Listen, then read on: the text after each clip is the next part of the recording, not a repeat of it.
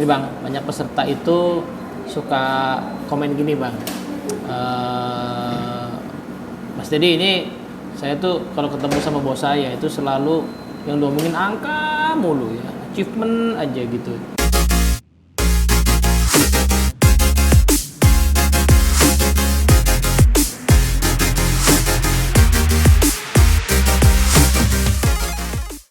Welcome to Better Leader, halo teman-teman semua. Wah, apa kabar Bang Gede ya? Baik. Udah lama kita nggak Better Leader nih, biasanya quote of the day nih beliau nih. Udah lama banget, mungkin udah setengah tahun lebih ya. Iya, orangnya pendiam jadi suka ngomongnya pendek-pendek doang katanya. Tapi hari ini kita beruntung sekali karena beliau lagi nggak banyak kerjaan. Ada aja sih sebenarnya. Disempet-sempetin lah. Iya, harus disempetin itu, disempatkan itu loh. Mungkin kalau tiba-tiba sempat itu nggak mungkin ada ya. Iya. Ya kan kita di dinamis kan nggak mungkin tiba-tiba sempat ya. Mau nggak mau harus disempat-sempatkan lah. Iya betul. Nah, teman-teman semua, edisi Better Leader kali ini saya mau curhat sama Mbak Julia ya. Jadi Bang, banyak peserta itu suka komen gini Bang, Mas Dedi ini saya tuh kalau ketemu sama bos saya itu selalu yang diomongin angka mulu ya, achievement aja gitu. Ya bener sih, kita mungkin kerja dibayar karena itu ya. Iya. Tapi ya apa sebenarnya kehidupan di kantor tuh cuman begitu doang gitu. Nah, kok kayaknya lama-lama nggak asik juga gitu kan. Jadi saya bertahan nih gara-gara ya belum ada yang lain aja gitu. Kalau ada yang lain gimana? Ya ada yang lain dan nggak cuma itu yang diomongin sih, pengen pindah juga. Gitu katanya. Iya. Bang Yudi ada komen nggak? Iya. Padahal kalau pindah kayak gitu belum tentu tuh jadi solusi ya. Betul juga. Belum tentu ya. Iya, pindah belum tentu. Karena Bang Yudi udah sering pindah ya. Dulu ya. Berapa kali? Dulu itu mungkin 9 kali ya. 9 kali. 9 kali. Tapi itu pada waktu masih muda pindahnya banyak. Tapi kalau udah dari tahun 2000-an itu udah enggak sih. Oh, oke. Cuma berapa kali. Berapa kali ya? Iya. Oke. Sekarang ya. Nah, tapi boleh nggak tadi lanjutin? Iya, jadi kemarin itu juga ada beberapa pertanyaan dari peserta sih terkait kayak curhatan mereka gitu ya. Karena waktu itu kan kita ngebahas soal leadership juga. Ya. Dan memang kecenderungan para peserta kita itu kalau diikutkan di pelatihan seperti itu, mereka kadang nunjuk yang atas. Kayaknya saya nggak salah ya, yang salah yang atas gitu. Ya.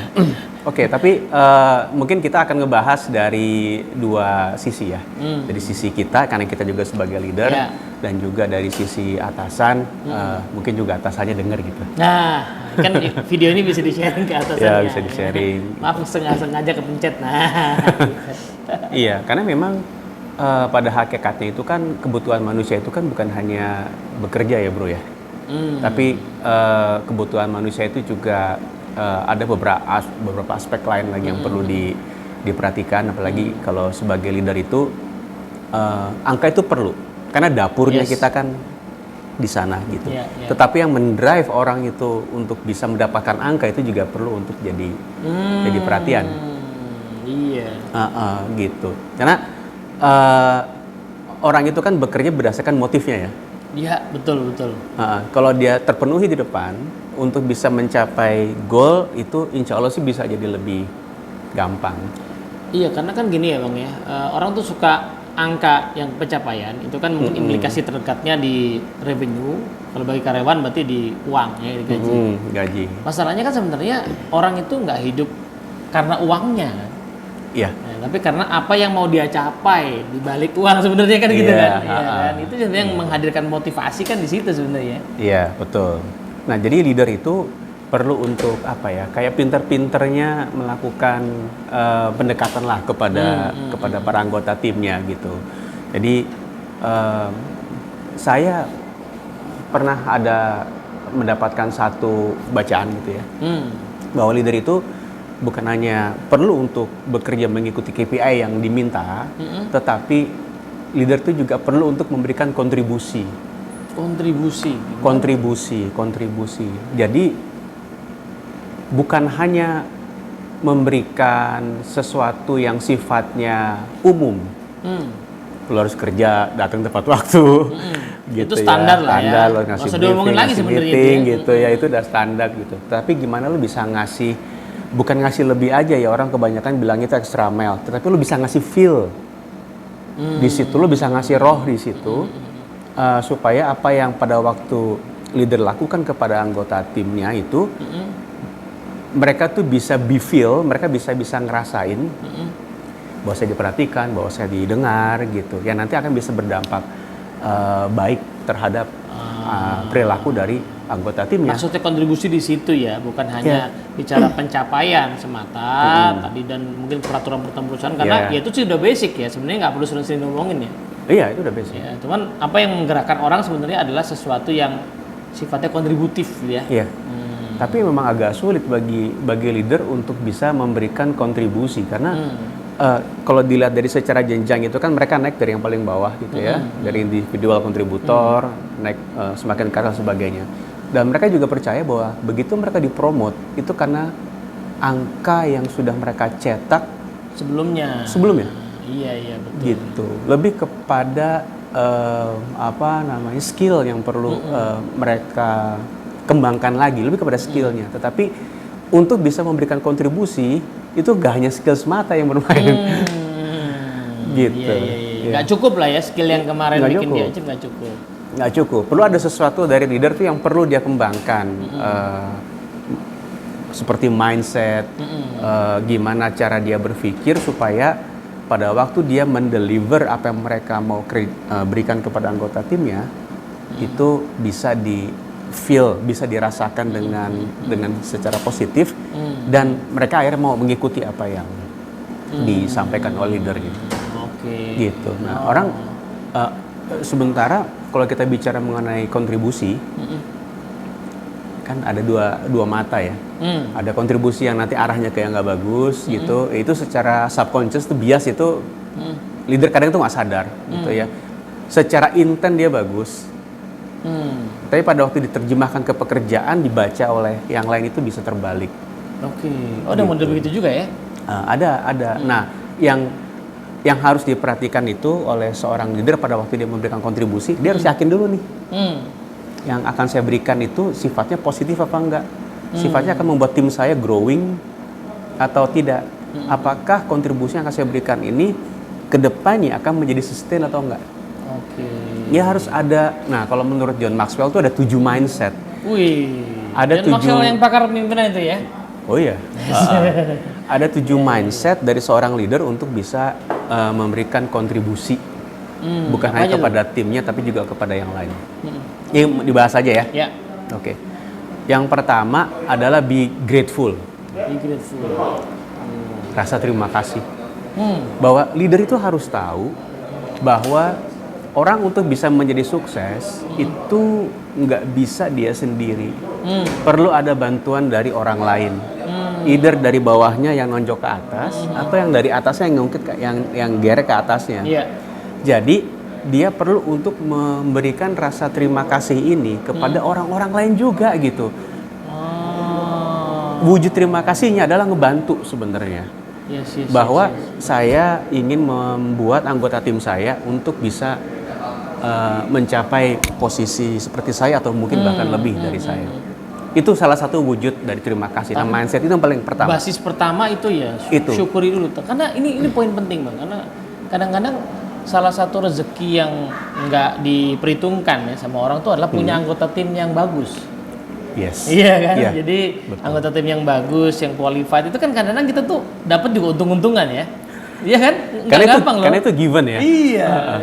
Nah, jadi kalau kita kebetulan punya itu sesuatu yang sebenarnya rezeki banget ya. Rezeki banget. Bisa dibayangin kalau seorang leader itu nggak grateful. Nah iya. Aduh, mereka pasti akan kehilangan banyak talent bro. Ya, karena yang bagus-bagus gampang hilang. Gampang hilang. Dan zaman sekarang sulit untuk mencari yang talented. Iya. Sayang kalau dibayar sama orang lain kan. Nah, gitu. Iya. Nah itu yang pertama sih kalau menurut John Maxwell itu be grateful. Nah kalau yang kedua people first. People first. Jadi kalau ingin mengembangkan tim itu bukan hanya semata-mata terhadap sistem yang ada yang harus dibangun gitu atau tools yang ada, tetapi behind that itu mereka harus ngebangun people-nya dulu. Karena kalau people-nya udah kebentuk, udah di-touch, pada waktu mereka diminta untuk menjalankan sistem, menjalankan tools, itu akan jadi lebih mudah. Gitu. Jadi pas ngomongin kerjaan itu, yang dipikirin orang dulu. Orang dulu. Ya, orang di belakang yang akan menggunakan alat-alat atau resource yang lain gitu ya. Ya, gitu. Itu langkah kedua dari Maxwell ya, dalam hal memberikan kontribusi people first. Nah, yang ketiga, don't let stuff on you. Don't let stuff own you. Jadi jangan biarkan hal-hal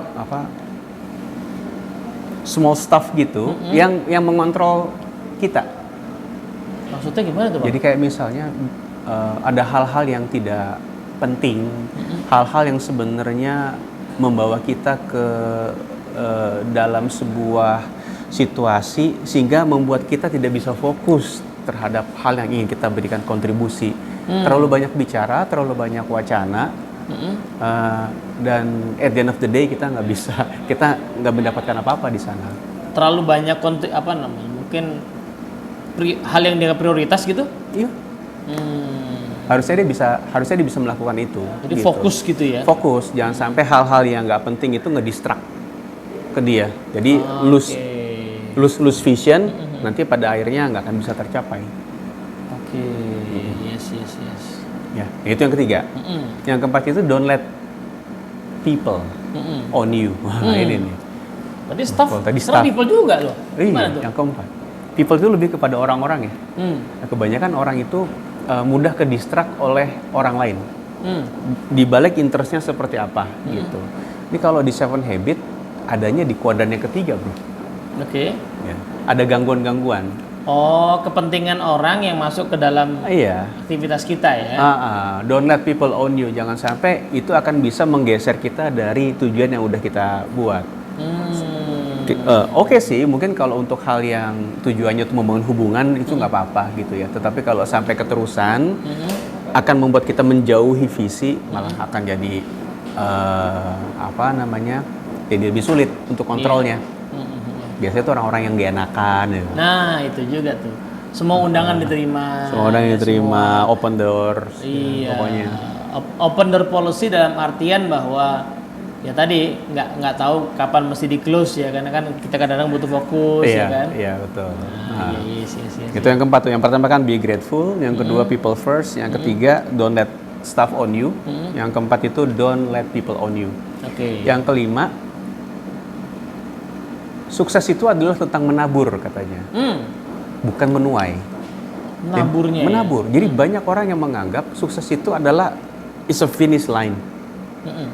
Udah gitu. Tapi sebenarnya kalau leader itu punya mindset bahwa dalam hal memberikan kontribusi saya ingin meng-create leader yang baru, maka prosesnya pada waktu itu selesai dia akan menabur, dia akan menuai di panen berikutnya. Oh, ya kan? Itu maksudnya. Jadi, nabur sekarang untuk tuai berikutnya. Nah, pada waktu nuai berikut itu nabur lagi. Jadi pada waktu sudah ada satu anggota tim yang udah bisa diangkat gitu ya, dia harus menciptakan yang lain lagi gitu. Iya. Karena kan sebenarnya yang lain juga butuh dikembangkan gitu kan. Mungkin bisnis juga berkembang gitu ya. Orang yang sudah dikembangkan di satu level juga akan berkembang lagi gitu ya. Betul. Jadi pada waktu proses itu berjalan hanya ada pit stop hanya sebentar gitu. Tapi bukan hanya stop yang untuk seterusnya. Ini poin bagus nih, Bang. Jadi kadang-kadang orang beranggap sukses itu titik ujungnya ya. Setiap titik yang kita buat tercapai itu yang disebut sebagai sukses. Tapi kalau yang Bang Yuda sebutkan tadi, kalau di framework kita yang namanya organizational greatness itu ya, itu mungkin namanya superior performance ya.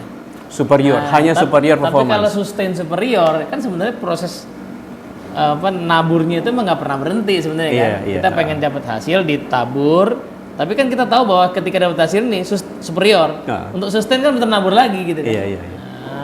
Yes. Betul. Oke. Nomor 6 apa tuh?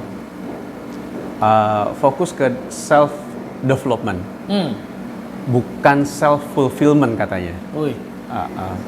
Jadi waktu saya baca perbedaannya, kalau self development itu lebih kepada seseorang itu dapat mengembangkan dirinya sesuai dengan peran yang lagi dijalanin pada saat itu.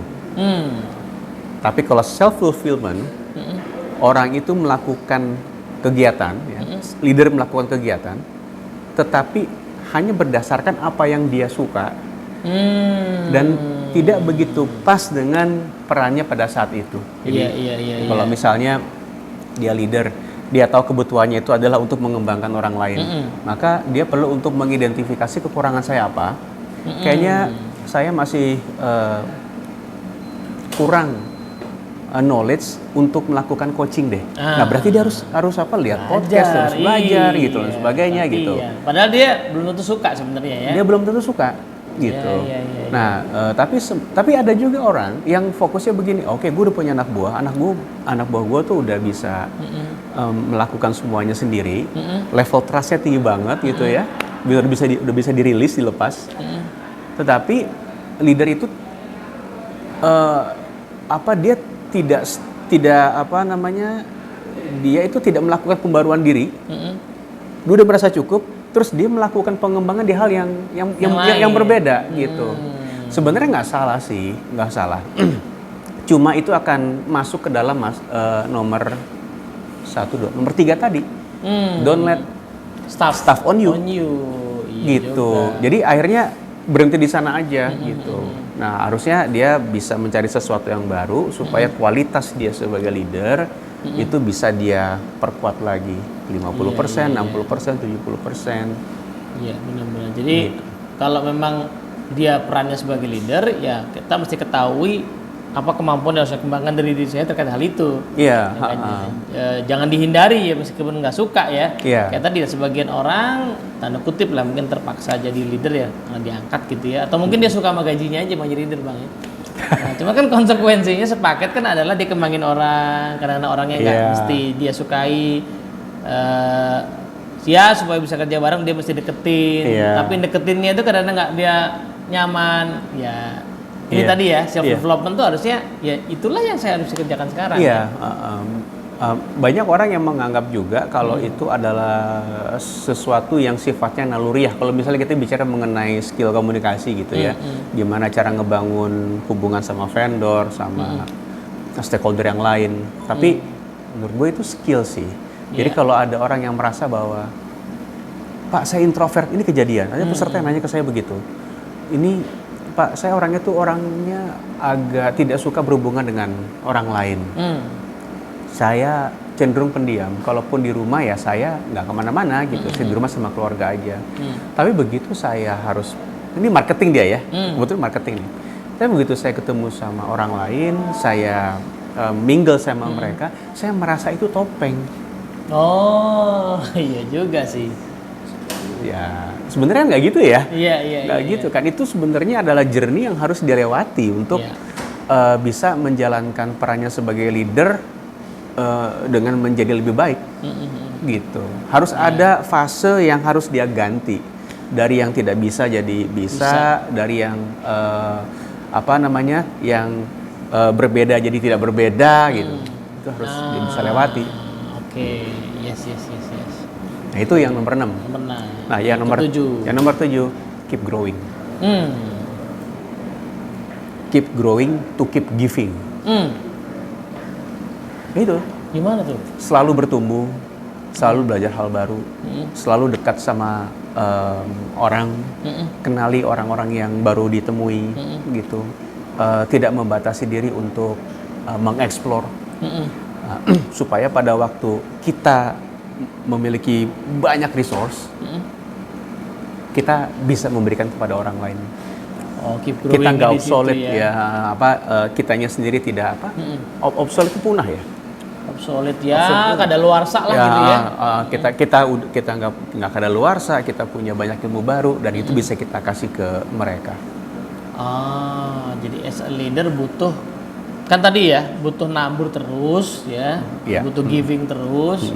Berarti kan konsekuensinya saya harus tumbuh terus ya. Harus punya banyak hal terus untuk dibagikan gitu ya. Iya, betul. Kalau yang Bro Teddy itu suka ngomong, menurut siapa? Marshall Goldsmith.